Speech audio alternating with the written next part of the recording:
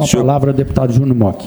Senhor presidente, senhores deputados, cumprimento a todos aqueles que nos prestigiam com a presença, em especial o vereador Alci, da nossa querida Alcinópolis, e também a vereadora Isa Marcondes, da cidade de Dourados. Ao cumprimentar a todos os temas que me trazem aqui, senhor presidente, é bem breve a minha fala, são dois especificamente. O primeiro deles, voltando a um assunto até recorrente, mas sobre outro viés, é o tema estampado hoje no jornal Correio do Estado. Trecho da BR-163 retoma o título de Rodovia da Morte. 442 mortes de 2017 a 2024. 442 vidas, que é o levantamento feito pela Polícia Rodoviária Federal de 2017 até agora, não é de 2014, não, quando a então CCR-MS Via assumiu, né, a concessão da nossa BR. Portanto, essas mortes se referem tão somente àquelas que são identificadas no ato do acidente, quando a Polícia Rodoviária Federal chega. Porque a competência da Polícia Rodoviária Federal vai tão somente à atenção ao acidente e à desobstrução da rodovia. Daí para frente, nós não temos o acompanhamento e o conhecimento, mas com certeza eu diria que muitas outras foram ceifadas, as vidas, outras pessoas, nos hospitais ao longo dos municípios que estão nas rodovias, em razão dos acidentes. E muitas outras ficaram sequeladas, quem sabe milhares. E isso serve de forma muito clara para que a gente retome um tema tão importante, a indenização às vítimas. A CCR-MS Via, que era concessionária e que deveria ter cumprido e não o fez até 2019, ela assume, quando concessionária da rodovia, com a obrigação de cuidar da rodovia e não fez, com a obrigação de cumprir o compromisso e não fez, ela assume o que nós chamamos no direito da teoria do risco objetivo, ou seja, ela tem que indenizar, ela tem que estar no polo passivo daqueles que têm danos provocados ou materialmente com os custos ou moralmente, que são os cálculos indenizatórios em função da perda de vidas.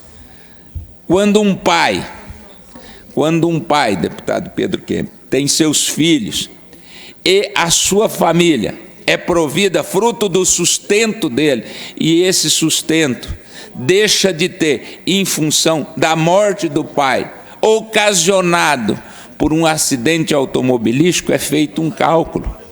O cálculo de que esse filho, até a sua independência, aos 21 anos, ele era atendido nas suas necessidades pela remuneração obtida pelo pai.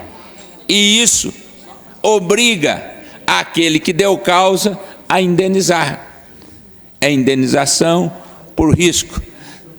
No direito civil nosso, os acidentes, na sua maioria, são denominados, na sua grande maioria, acidentes culposos, em que determina-se a culpa e o nexo de causalidade entre o fato e o dever de indenizar, provocado, obviamente, por três fatores: a imperícia, a imprudência ou a negligência. São as três palavras que identificam a culpa daquele que ocasionou o fato e que gerou para ele o dever de indenizar.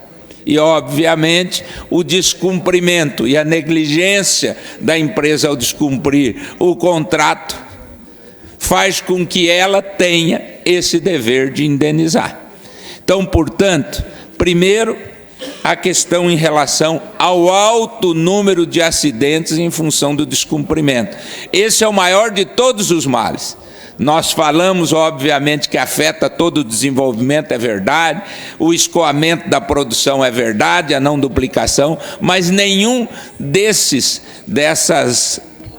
problemas ocasionados pelo descumprimento é maior do que as vidas que foram ceifadas. Obviamente, se nós estivéssemos com a rodovia duplicada, como era de ser, né, nós não teríamos parte, ou eu diria quase que 90% desses acidentes, 80%, 90%, eles não teriam ocorrido e, obviamente, não teriam havido vítimas. Portanto, está aqui, né, a matéria. E, mais uma vez, por conta disso, mais uma vez eu venho aqui, senhor presidente, solicitar que esta casa envie um ofício ao Ministério Público Federal para que o Ministério Público Federal nos informe quais foram as atitudes, quais foram as decisões tomadas a partir do momento em que nós protocolamos a denúncia e representação.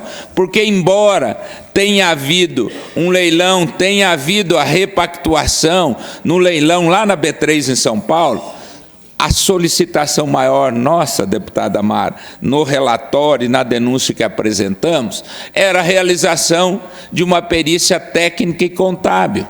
Nessa perícia técnica e contábil é justamente para a gente aferir, primeiro, o que foi arrecadado, o que foi tomado de empréstimo destinados à rodovia e quanto foi aplicado efetivamente na rodovia. Essa diferença, esse descompasso, obviamente, né, a concessionária que permaneceu até o último dia 22 de maio, que foi o dia do leilão, porque lá no leilão venceu a Motiva, que nada mais é do que a CCR, que só mudou de nome, arranjou um motivo bom para mudar, virou Motiva, porque ela assumiu uma repactuação. Claro que é uma beleza, quem tinha que ter cumprido 845 quilômetros, repactua para cumprir só 203 com 150, menos da metade do que deveria ter cumprido, obviamente teve um grande motivo e passou a se chamar Motiva a partir de agora. Mas não elide, não tira nenhuma responsabilidade da CCR no período em que esteve no comando de responder pelos prejuízos causados à sociedade sul-mato-grossense, de modo especial, né, pelo fato da rodovia. E tem mais, deputado Pedro Kemp, eu quero lhe dizer, eu vi ontem uma matéria no Rio de Janeiro, pelo mesmo descumprimento de uma concessionária lá, o governo federal retomou a concessão. Retomou para ele, não tem pedágio, não tem obra, não tem pedágio. Lá no Rio de Janeiro foi feito isso. Infelizmente, aqui não foi o mesmo procedimento que adotaram. Uma parte a deputada Mara Caseiro. Deputado, assim, para a gente, é muito triste, né, ter que vir aqui novamente, todos os meses, todas as sessões, a gente trazer esse tema hoje não é mais CCR e MS Vias, né, agora é a Motiva, como bem disse o senhor aí, e ela é bastante competente, essa Motiva, viu? Acho que é mais competente que a CCR, mas não para salvar vidas, mas para cobrar, né? Porque agora, dia 14, vai entrar em vigor um reajuste de 5,53%. E aí me causa estranheza a NTT permitir este aumento. Assim, é um absurdo. O senhor falou aqui, ó, imperícia, imprudência, em negligência. Para mim, nós temos tudo isso reunido nesse contrato que não foi cumprido pela CCR MS Vias. Então, eu não tenho dúvida que as pessoas que perderam parentes ali nessa rodovia, na BR-163, elas têm que entrar, sim, com pedido de indenização. Eu sei que a vida não volta mais, mas a gente tem que dar um corretivo. E tem que cobrar dessa Motiva, que agora está vindo como Motiva, que é a mesma CCR, né, a responsabilidade pelas vidas que estão sendo perdidas e pessoas que estão ficando incapazes, né, pelos acidentes que nós estamos tendo nessa BR-163. Deputado Júnior Mock, Eu saio na sexta-feira, assado agora, do Alphaville, né, que eu saí, para ir para nossa região do Cone Sul. Do Alphaville até o Trevo, aqui estava tendo um concerto, eu demorei 1 hora. Não, o deputado Caravina não está aqui agora. Mas ele também, por coincidência, parei bem atrás do deputado Caravina. Quando eu percebi que era ele, até fui do lado e a gente ficou conversando. Ele até fez um vídeo. Mas 1 hora, Júnior, você já pensou? Aqui do Alphaville até o Trevo. Uma que é um absurdo, eu acho que é a única capital, né, do Brasil que não tem todo o seu entorno duplicado. Absurdo, né? Uma capital como Campo Grande não ter essa duplicação. Então já é um tapa na nossa cara, vamos falar bem a verdade. E agora, além da CCR continuar como motiva, veio um aumento. Aumento do quê? Se nós temos aí apenas 19% da rodovia duplicado, são 150 quilômetros de 847 quilômetros de rodovia, que em 5 anos a CCR disse que ia duplicar. Aí, como o senhor falou, pegou empréstimo de 4 bilhões, também teve o pedágio, que foi quase 4 bilhões também. E aonde é que foi investido esse recurso? Então, é muito importante o que o senhor vem dizer aqui, e vamos fazer um apelo ao Ministério Público Federal, que tome providências. Nós entregamos tudo para ele. Mas ele agora tem que fazer essa perícia, esse encontro de contas, e com certeza, se tiver que diminuir a tarifa, que diminui a tarifa. Se tiver que exigir investimento pela diferença que foi cobrado e que não foi investido na rodovia, a gente tem que exigir isso, porque nós estamos sendo cobrados. Todos os dias, pessoas entram no meu Instagram, entram no seu também, nos WhatsApp, nos cobrando um posicionamento. Nós não vamos permitir que a Motiva, antiga CCR, continue com esse desrespeito. Não é a sua pessoa, não é a pessoa aqui dos deputados, mas é com a população de Mato Grosso do Sul. Nós não vamos permitir isso. Obrigada, Júnior, por me dar esse aparte.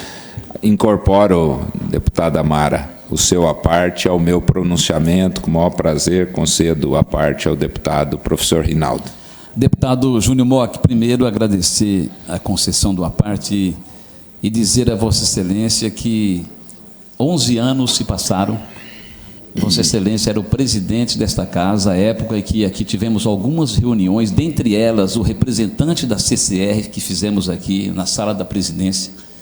E desde aquela época a gente dizia que aqui no Brasil acontecem coisas que é inacreditável. Aliás, só no Brasil. As pessoas mergulham no preço, ganha a licitação. E lembra que o representante da CCR falou, olha, mudou o valor do dólar e tal, e a gente não consegue. Eu lembro perfeitamente desse período.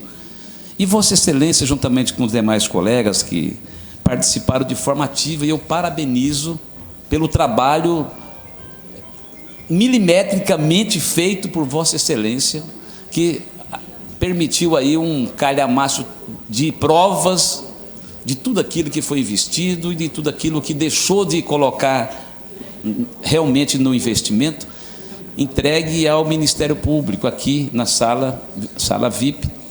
O que é que falta agora? Eu vejo o seguinte, que mais do que nunca é preciso que a nossa bancada federal, deputado Júnior Mock, tem que ter um trabalho mais efetivo em relação a isso, porque é vergonhoso, é injusto o que esta empresa CCR, que agora chama Motiva, e aliás no Brasil também acontece isso, a empresa quando ela quer dar o calote, ela muda de nome, é impressionante. Então é vergonhoso para todos nós. Vossa Excelência, juntamente com os demais membros e toda essa casa, fez um trabalho exaustivo, quantas reuniões, audiências públicas ao longo de mais de uma década, e pessoas perdendo as suas vidas. Aliás, foi intitulado a 163 como a Estrada da Morte. Rodovia da Morte. Rodovia da Morte. Perdemos conhecidos nessa rodovia. Então eu quero aqui dizer da minha tristeza, Eu espero que o Ministério Público Federal, que veio aqui receber esse documento, realmente faça cumprir a sua missão e que a nossa bancada federal, os 8 deputados federais, os 3 senadores, realmente venham ajudar nesse sentido. Lembro também que o presidente da associação, da Agência Nacional, a NTT, esteve aqui na audiência pública.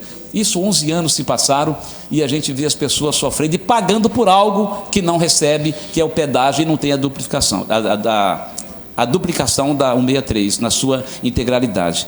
A gente sai aqui da região norte, quando passa a Sonora, a gente é como se fosse um tiro até Cuiabá. Já fiz isso de carro.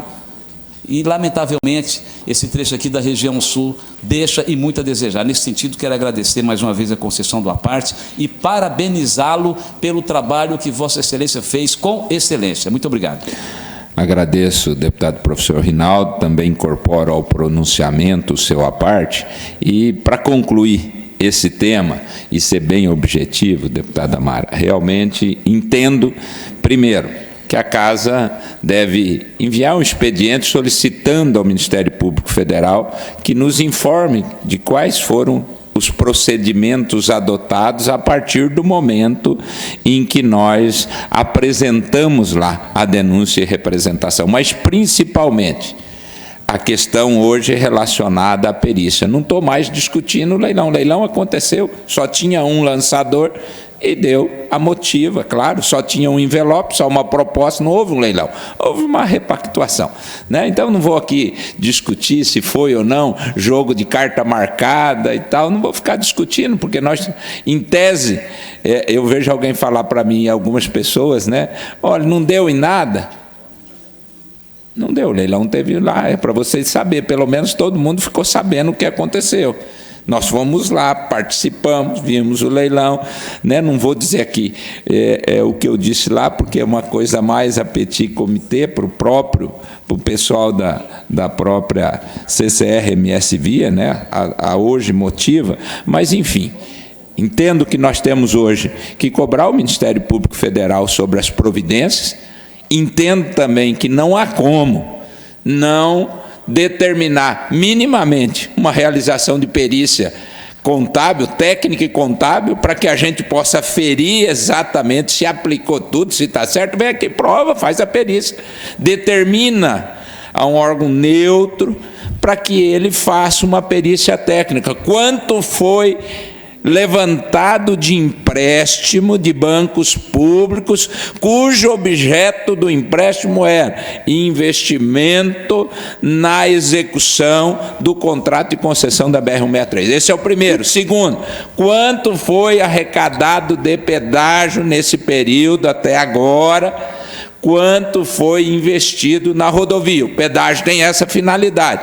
Ele tem, na composição de cálculo, chamado CAPEX e OPEX. Uma parte é o operacional, outra parte é o investimento. E outra parte é o faturamento, o lucro da empresa. Ótimo, está ok. A empresa também opera, ela tem que ter. Agora, isso é claro quando se apresenta uma proposta de repactuação ou mesmo de concessão, nessa proposta está contendo todos os itens, é isso que nós queremos saber, ter transparência. Minimamente essa casa merece o respeito de que esses números, esses dados sejam levantados e apresentados à sociedade sul-mato-grossense aqui na Assembleia Legislativa. Esse é o primeiro ponto.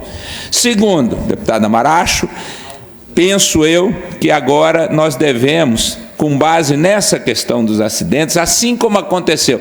Vocês lembram Brumadinho? O que aconteceu em Brumadinho?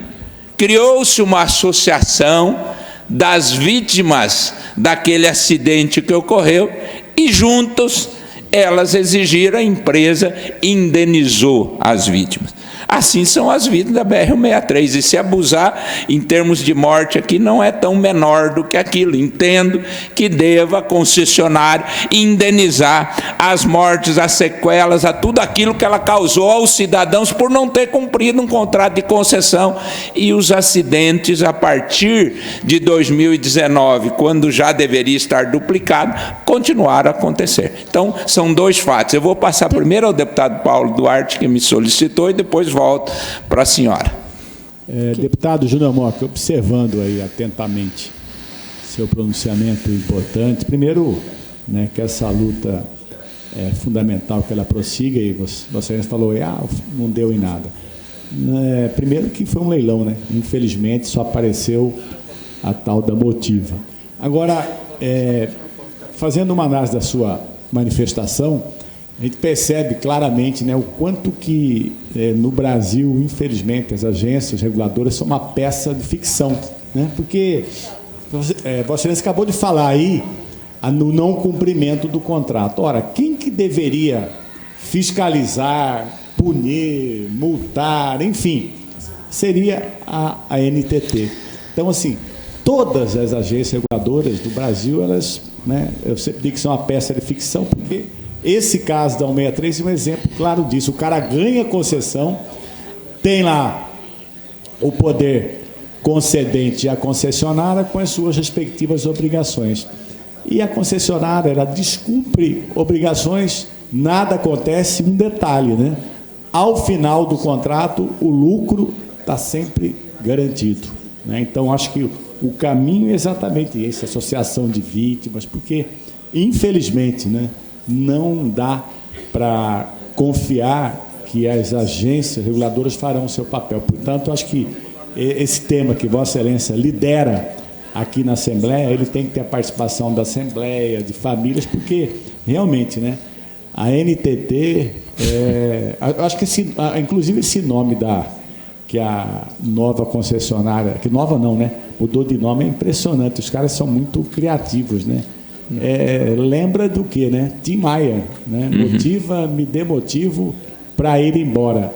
E quem deveria ir embora é a Motiva, né? Motiva. Me dê motivo para ir embora. Estou vendo a hora de te perder. Bom, Muito bom. Com essa parte do deputado Paulo Duarte, eu vou me encerrar aqui o meu pronunciamento, né? Só Então, mas deputada Mara, por favor. Posso terminar, deputado Júnior Mock, para colaborar? Love is in the air. Pode. Love is in the air. O amor está no ar. Hoje, dia 12 de junho, dia dos namorados. Correção. Não é o amor está no ar. O amor sempre esteve no ar. Deputada Mara Caseiro. Bom, só lembrando que, infelizmente, o amor tem matado também, assim como essa concessionária, né? É o Dia dos Namorados e a gente tem muitas vítimas, né, de mulheres aí, de feminicídio no nosso estado, e o amor tem matado. Isso é muito triste. Mas eu quero só colocar aqui, Júnior, que nós temos aí 11 municípios que margeiam, né, a BR-163 e que têm cobrado da gente, inclusive os prefeitos, porque, e o senhor já cobrou aqui, nós já cobramos, de trazer aqui a CCR, a NTT, para apresentar esse novo projeto, essa nova pactuação, o que vai ter exatamente nesses entroncamentos. Tem muitos questionamentos dos nossos prefeitos e também a questão do próprio SSQN. Já foi suscitado aqui pelo presidente, o Gerson Claro, e a gente sabe que se há hoje algum tipo de maquiagem no que está se recebendo, no que está se investindo, né, pode-se ter também aí uma captação que os municípios poderiam estar tendo de recursos, né, de recebimento de ICSQN, e que eles não estão tendo. Então, tem um prejuízo também financeiro a esses municípios que margeiam essa rodovia. Então, é algo também que eu estou sendo questionada pelos prefeitos. O que eu tenho dito para eles? Olha, entre contra a CCR, né? Mas seria muito bom se tivesse essa perícia que a gente pediu no Ministério Público, para que a gente pudesse fazer esse encontro de contas também, né? Então, só para trazer também essa...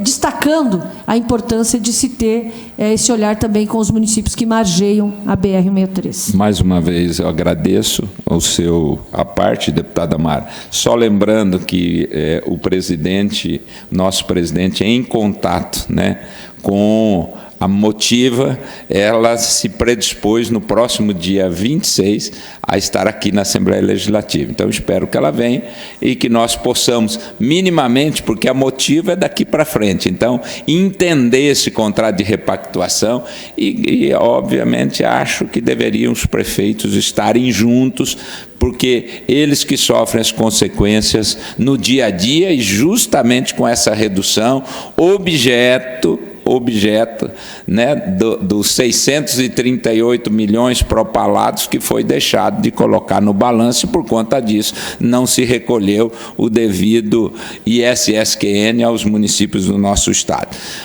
Encerrando o meu pronunciamento, eu só queria fazer aqui também, hoje é um dia de um lamento, né? Lamento que todos os governos, todos, eu não vou aqui fazer a crítica ao governo atual, nem o anterior, mas todos, a única medida que os governos encontram para resolver problemas financeiros é aumentando o tributo. É impressionante. Sai governo, entra governo, à medida que eles acham para resolver um problema. Ninguém fala em gestão eficiente, ninguém fala no corte de despesas, ninguém fala na priorização de gastos. A primeira coisa, deputado Paulo sabe muito bem disso porque é da área. Primeira coisa que o governo fala, onde nós vamos aumentar aqui para cobrir o rombo. Mais uma vez, nós estamos vivenciando esse problema no nosso país, né? Um novo pacote, o ajuste fiscal, o ajuste financeiro. É reforma tributária, é reforma não sei o quê, é aumento disso, é ajuste fiscal, é pacote. Sempre é assim. Sempre. Quando é que nós vamos parar realmente para discutir as despesas, os cortes, que são importantes e necessários para adequar a sociedade? Não aguenta mais pagar imposto, imposto, imposto. Aqui é pagar tributo, né? Não é só imposto, é imposto, taxa, contribuição, todos os tipos de tributos, todos os dias, né? Nós estamos sentado, você abre a televisão, você abre o jornal, a discussão é aumento da carga tributária. Então, lamentavelmente, mais uma vez, nós estamos experimentando isso junto ao governo federal do nosso país. Muito obrigado, senhor presidente.